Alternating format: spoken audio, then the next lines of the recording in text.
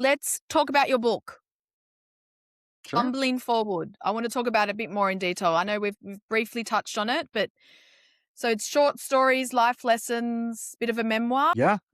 It's funny. So this is the third book concept I work on. So talk about finally, following through with something.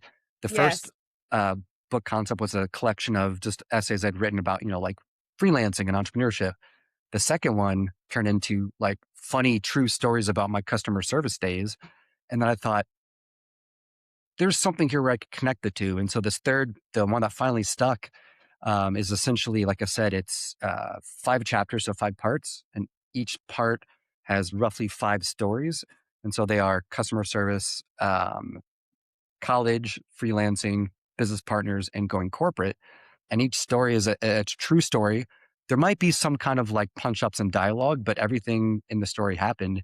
And so it's almost like a funny essay. And then at the end of each story, I share kind of fumbles I made, lessons I've learned, and then questions where you can ask yourself so you hopefully don't make the same mistakes I did. And you mentioned that for yourself, you don't like to make the same mistakes twice. Was there a certain point when you started to think like that, or have you always learnt from your lessons? Because I haven't.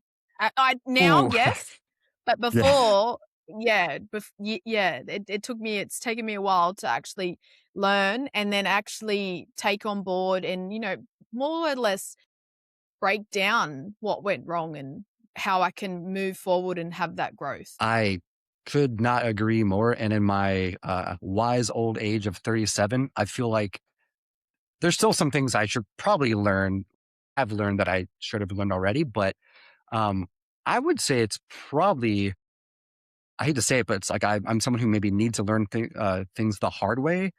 Like, don't touch that stove. Okay. Oh, that's hot. Now I know not to touch that stove.